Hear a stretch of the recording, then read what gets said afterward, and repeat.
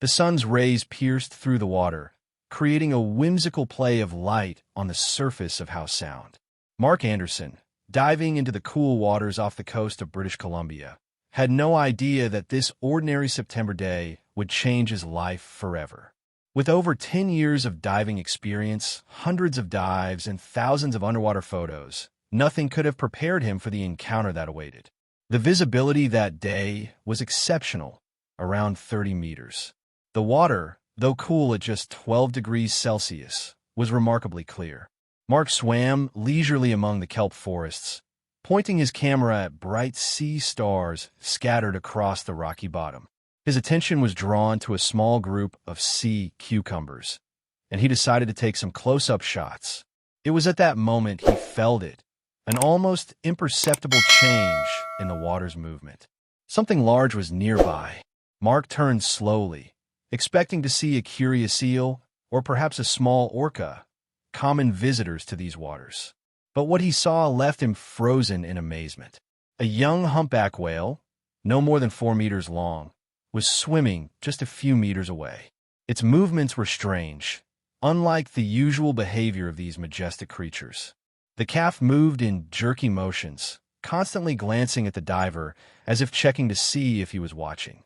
Its small eyes, unusually expressive for such a massive creature, seemed to radiate both concern and a plea for help. Mark held his breath and turned on his camera. Such a close interaction with a wild whale calf was incredible. But the animal seemed entirely uninterested in being filmed. It swam closer, almost brushing against Mark with its massive fin, then darted away, describing a wide arc before returning. This pattern repeated several times, and it became increasingly clear. The whale was trying to communicate something to the diver.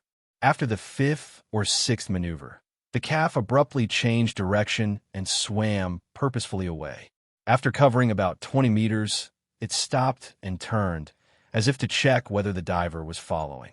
Mark hesitated. Following a wild animal into open waters could be dangerous, but something about the calf's behavior, its urgency, almost desperation, compelled him to act. Checking his gauge and compass, Mark began to follow his unusual guide. They swam northeast, moving farther from the shore. The depth increased, and the sunlight grew dimmer. Every 30 to 40 meters, the calf would stop, giving Mark time to catch up and ensure he was still following. After covering more than 500 meters, they reached a small underwater valley. Here, at a shallow depth, Mark saw something that made his blood run cold. A massive adult humpback whale, at least 14 meters long, hung almost motionless in the water. Its body was covered with something that, from a distance, looked like a strange gray mass. As Mark approached, he realized it was barnacles, but not the usual small colonies of these crustaceans often seen on whales. This was a thick, solid layer, in some places several centimeters thick. They covered almost the entire body, leaving only small areas around the eyes and blowhole free. The calf swam to the large whale, presumably its mother, and began gently nudging her, as if trying to make her move. But the whale only weakly flicked its tail fin. Even through the water, Mark could see how labored and uneven her breathing was. Wasting no time, the diver approached cautiously. His hands trembled as he retrieved a titanium knife from his belt. He knew barnacles could be a sign of serious health problems in whales. Normally, the strong immune systems of these animals prevent parasites from multiplying to such an extent. Something had severely compromised the health of this majestic creature. Carefully approaching the whale's body, Mark began removing the largest clusters of barnacles. The work was painstaking and difficult. He had to be gentle enough not to injure the whale's skin, but still apply significant effort to dislodge the firmly attached parasites. The calf stayed close by, constantly circling and occasionally emitting low sounds that echoed through the water. The mother whale barely moved, occasionally blinking her enormous eye when Mark came into her field of vision. After half an hour of painstaking work, the diver had managed to clear an area about the size of a dining table. But it was just a drop in the ocean. The barnacles covered almost the entire massive body of the whale. It became clear that he couldn't handle this alone. Moreover, his air gauge showed that his tank was running low. Mark quickly surfaced, trying to memorize his exact location. Once back on the boat, he immediately grabbed his radio and contacted the Marine Mammal Rescue Service. His voice shook with urgency as he described the situation to the dispatcher. "This is Mark Anderson, certified diver. I'm about a mile northeast of the entrance to Howe Sound. I found an adult humpback whale in critical condition. Its body is almost entirely covered in barnacles, and it is nearly immobile. There's a calf nearby." Fortunately, an experienced specialist was on the other end of the line. They asked a few clarifying questions about the whale's condition, approximate size, and depth before informing Mark that a rescue team would be on site within an hour. That hour felt like an eternity. Mark periodically dove with a mask to ensure the whales were still there. The calf seemed to understand that help was on the way. It stopped darting around and simply stayed close to its mother, occasionally touching her gently with its fin. A specialized marine mammal rescue vessel appeared on the horizon exactly 53 minutes later. On board was a team of 6, 2 veterinarians specializing in marine mammals, 3 rescue operations specialists, and a cetacean behavior expert.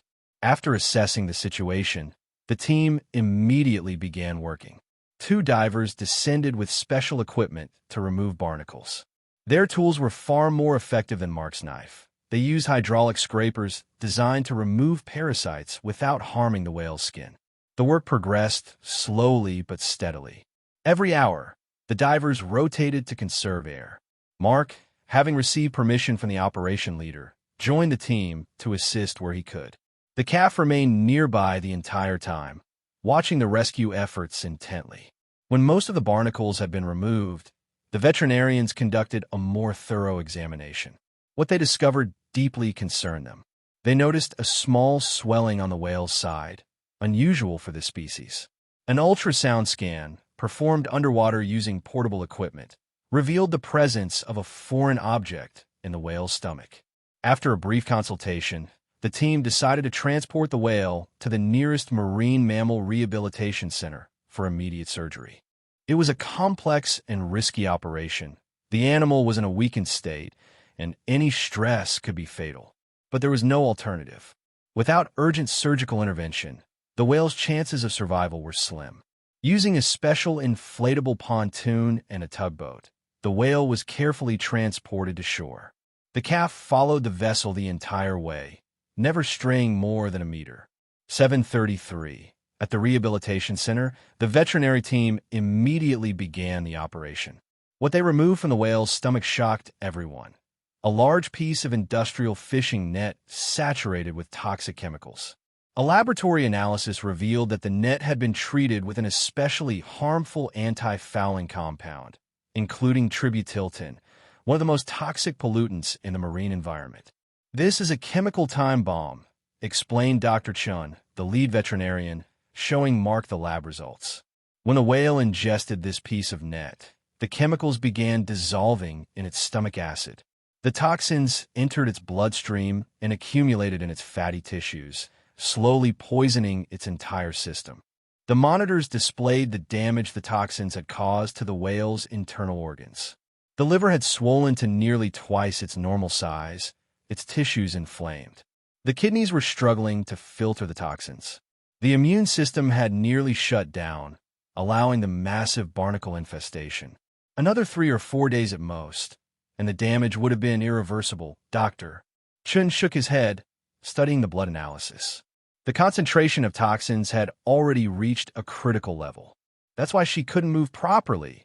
Her muscular system was partially paralyzed by the poison. If it hadn't been for the calves' remarkable intelligence and your timely help, we would have lost them both. Mark examined the piece of net under a microscope. Under the laboratory light, crystals of toxic substances were clearly visible, embedded in the synthetic fibers. These anti-fouling coatings were banned in the early 2000s because of their extreme toxicity, explained one of the lab technicians.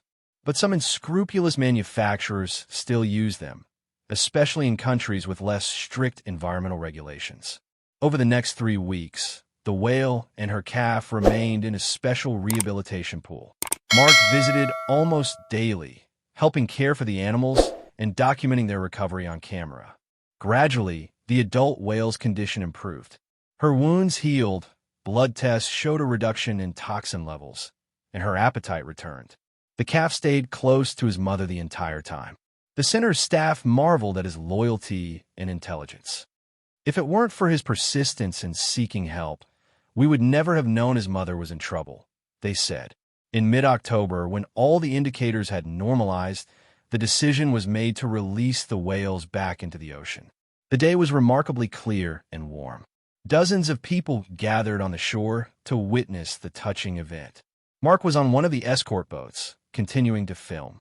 When the gates of the rehabilitation pool opened, the whales didn't immediately head for the exit. They swam near the entrance for several minutes, as if getting used to the idea of freedom. Then, as if making a decision, the mother and calf dove simultaneously and swam toward the open ocean. Suddenly, after swimming some distance, they stopped.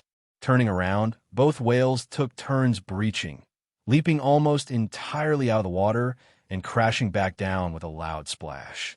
To all present, it looked like a farewell salute and a gesture of gratitude for their rescue.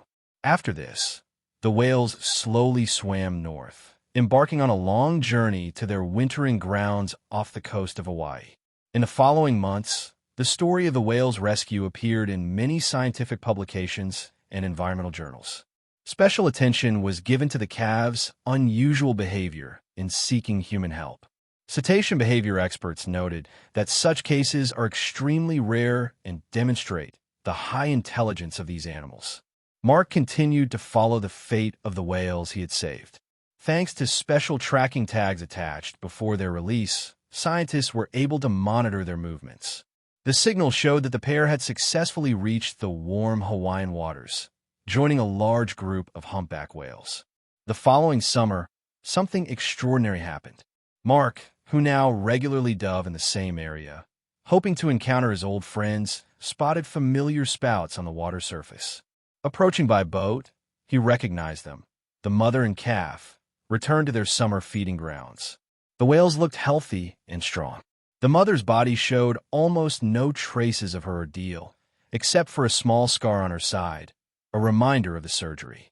They stayed near Mark's boat for nearly an hour, allowing him to take pictures and occasionally surfacing as if posing for the camera. The calf, noticeably grown over the past year, even dared to come very close to the boat, gently touching it with his fin. This story became not only an example of a successful marine animal rescue, but also a reminder of how interconnected the lives of humans and ocean inhabitants are. Thanks to the compassion of one man and the professionalism of a rescue team, two magnificent creatures were given a second chance at life. For Mark, this incident marked a turning point in his career. He left his previous job and fully dedicated himself to the protection of marine mammals, joining the same rescue center that helped save the whales. Now, he regularly participates in rescue operations, helping other marine creatures in distress. The photos and videos he captured during the whale rescue became part of an educational program on marine conservation. They help raise awareness about ocean pollution and show the devastating impact human waste can have on marine life. Every year, when humpback whales return to the waters of British Columbia, Mark ventures out to sea with a special sense of anticipation. While he knows the chances of encountering his whales again are slim, he never loses hope. After all, this extraordinary story taught him that miracles do happen, especially when such magnificent creatures as humpback whales are involved.